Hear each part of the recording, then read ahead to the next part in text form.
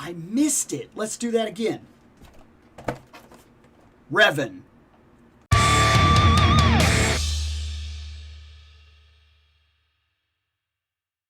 Star Wars, Black Series, Revan, KOTOR. This is it, man.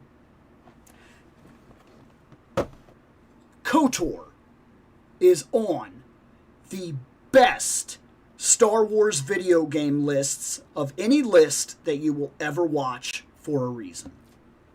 Because it is, not even arguably, it is one of the very best Star Wars games ever created, hands down, period. That is because of its characters, that is because of its game, that is because of its story. That is because of the time when it hit. And that is because of one of the best, well-played shock moments in the history of all video games, hands down, no question, spoilers for a game that's that old. This guy right here, this blew your mind. This was like nothing you saw coming. Few people have I ever seen are being real when they claim that they knew about this. They didn't. It caught thousands of us by surprise. Like, literally thousands of us. We did not see it coming. This game was unreal.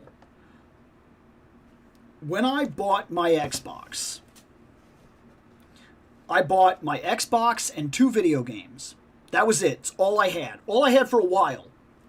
I got an Xbox, a second controller, a memory card, which I never used, because I found out it was literally pointless to have it after I'd already bought it. I bought 2 games. KOTOR and Crimson Sea. That was it. To this day, I do not own Crimson Sea, and I cannot find Crimson Sea without paying an obscene amount that I refuse to pay. But I remember liking Crimson Sea for what it's worth, and there are times I kind of wish I still had it. But this game was crazy. I mean, I took it home and we started playing it. It was me and a buddy of mine. As soon as I started playing it, we knew that we had something special here. Like, we didn't know exactly how deep it went and what we could get away with, but we knew this was different. To the point where I played it for about 3 hours. And then I said, you should play it. And he's like, why? We've gotten so far. And I was like, but what have we missed? And he's like, oh. So he loads a character, makes something completely different from me, starts going through, and purposely is a D-bag to everyone. Like, really playing up the dark side. And we start figuring out how much you can play this. Like, how far you can go, what you can get away with, what you can't get away with, like what parts are kind of written in stone, and what you can, like, mess with. Like where you can, like, work for the Becks and then get all the way to the end and then turn against the Becks, so you get all the experience from, like, dealing with the Becks, and then you get all the experience from dealing with the Volkers, like, and you just kind of play everybody against each other. And then debating how much I should talk about one part in particular, because Bastila is, even today, probably my second favorite Jedi in the history of Star Wars. Not a joke. So I don't really necessarily want to talk about the fact that you rescue her and then get too far into her character arc. But this guy answers a very interesting question in Star Wars. Why are they the way they are? And what I'm talking about is they seclude themselves and they fall inward on themselves. And they're almost like a Vulcan-esque society. Yeah, they talk about compassion and everything like that, but they're also talking about Trust your feelings, control your emotions, calm yourself, blah, blah, blah. Don't be mad, don't be hateful, don't love things, don't have attachments. Why? Because years ago, the Jedi made some decisions. This has happened throughout their history over and over and over again. I'm referencing this, but this has happened over and over and over again the more we look into their history. Oftentimes, Jedis will go wayward, trust their emotions, follow their passions, fall to the dark side, and you'll have big, basically, Jedi civil wars. That's basically every time Sith or Dark Jedis or whatever show up, it's basically a Jedi civil war. It's usually Jedis that break off. This time, it happened because there was a confrontation, a war, and people were dying in what this man thought was needlessness. And he said, why are we here? We should be doing something about this. Ironically, just like in the prequels when war broke out and all the Jedis decided, oh, we shouldn't step back from this and continue just basically being cops. We should be generals on the front line protecting the Republic, being literal war heroes. That's not what the Jedi should have done, because it's impossible to be a part of an equation like that and not lose yourself to it.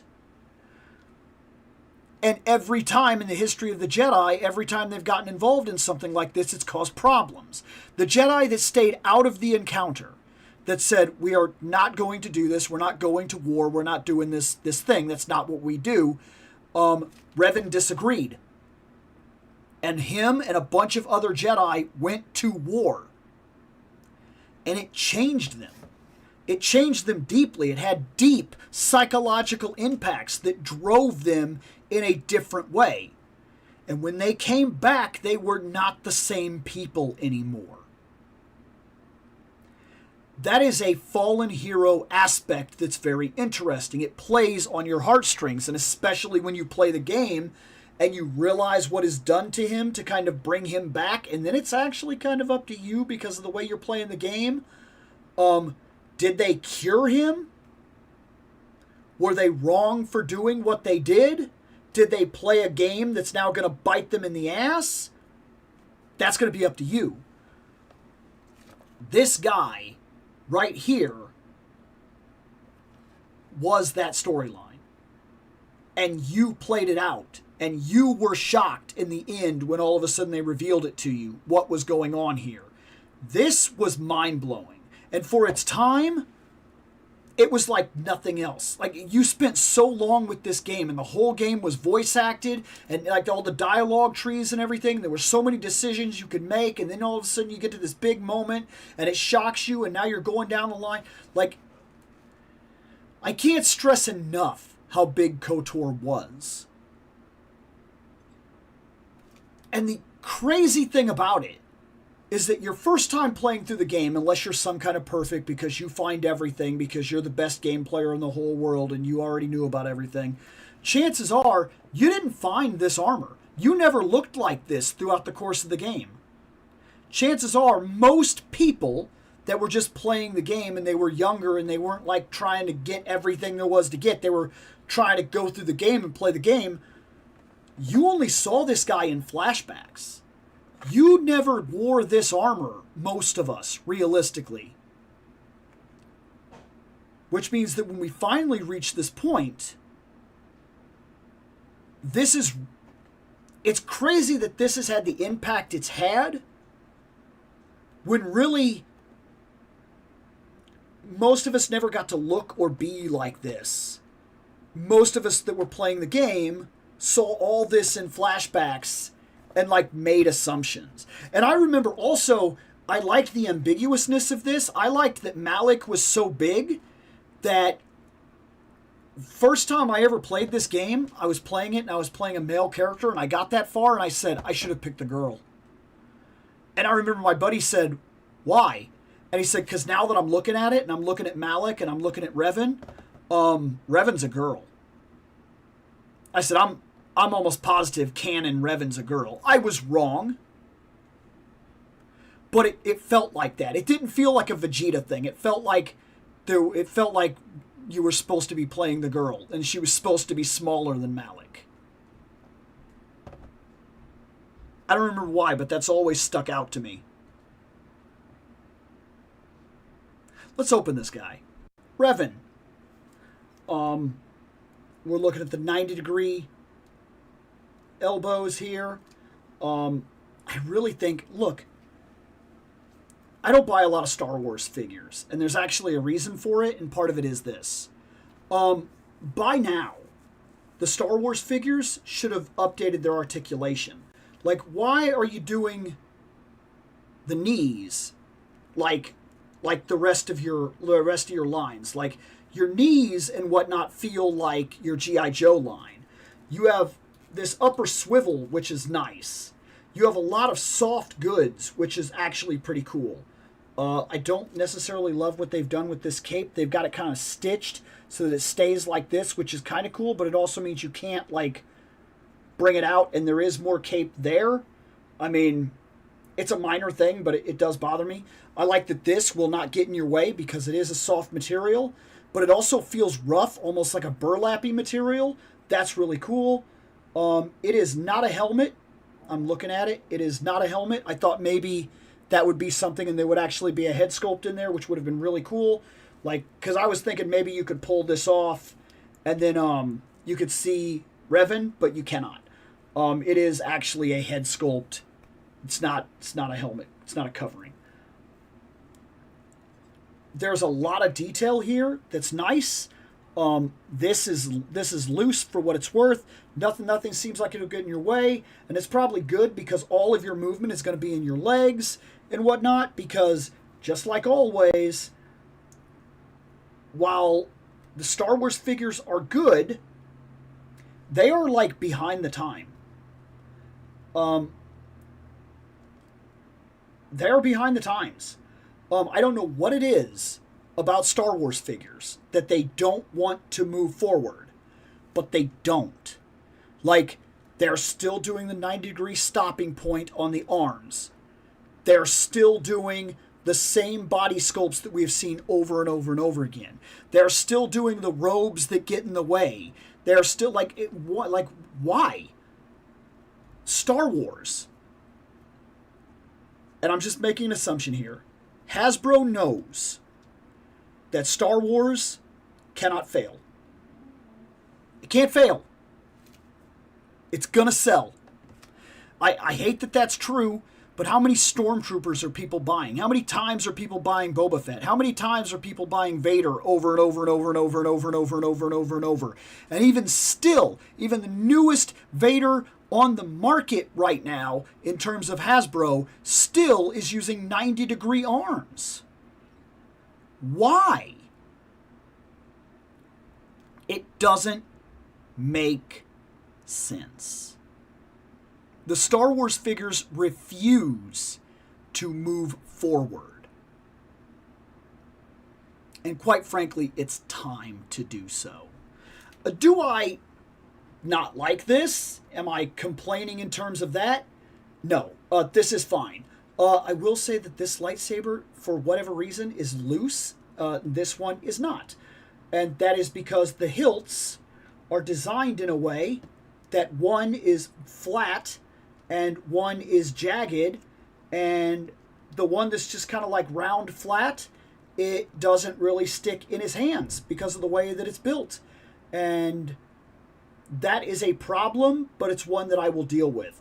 Photography-wise, this guy will be hard to guarantee in certain poses. He will be hard to guarantee in lightsaber combat where you can't do like this or switch up or do like where he's got this and he can bring this hand up and kind of like defend himself or do something. You can't do a lot of things with Star Wars figures because you just can't do them. Like, I finally got the Qui-Gon that I wanted on the shelf. That's my favorite Jedi of all time. I have him. He's on the shelf. He can't move very well. I haven't really done any kinds of figure photography with them because they're restrictive. Star Wars figures feel restrictive. And while I could do some shorts and do some fun things like that, I don't know how serious I'll get in terms of like doing action figure shots with them necessarily because of the way they feel. That has been a continual problem. But in a way, it has saved me a lot. See, there's a lot of Star Wars I like. But in terms of buying Star Wars figures, I've been very careful. And the reason is because when it comes to Star Wars figures, I only need what I absolutely need. If that character was important, if he meant something to me, if it was a big deal, he goes on the shelf. And he goes on the shelf once, and that is the end of it. I have one Vader. I do have the white suit Vader. He's the only variant I have. I have one Luke, and literally only one Luke. I have one Han, one Chewie. I have two Leia, arguably, but one is a comic book variant that I got like almost for free. I have one Darth Maul, one Emperor, one Obi-Wan. Like, this is me when it comes to Star Wars. I have one Boba Fett, and it's all I need. I'm not interested in any others. And even if they do upgrade at this point, it's one of those problems with me that they said, hey, we've got the best ever Qui-Gon coming out. I still might not buy him because I've got what I want. And I guess it's like I'm buying all these different Spider-Man figures. I've already got like 3 Captain Americas, so why would I not do that with Star Wars? In all honesty, I don't 100% know. There's something about already just having the Luke that I want, and he's on the shelf, and sure, he doesn't move very well, but like somehow it doesn't bother me the same way. And maybe that's why Star Wars gets away with it. Maybe that's why they don't upgrade their figures, because like people like me, we just buy what we want and then it's done. And we're not necessarily worried about it.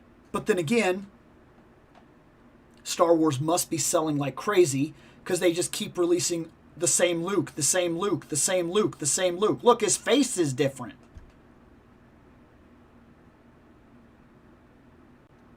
Interesting. I do wonder sometimes. It's almost like it's too big to fail, so it refuses to upgrade, but it desperately needs it. But then even if it did upgrade at this point, it wouldn't catch my attention.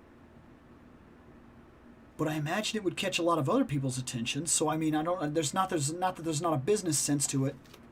I don't know. And every time I buy a Star Wars figure, I feel this way. Like this is really cool. But it also feels like a figure from like 7 years ago. Maybe even a decade ago. But he is really cool. I'm more than happy to put him on my shelf, and I'll be very ecstatic to put Malik next to him. Because we do have Malik. We have Bastila, Malik. They're waiting. Someday they'll get voted on, and we'll hear more Star Wars stories and more Star Wars talk. We'll see when it happens.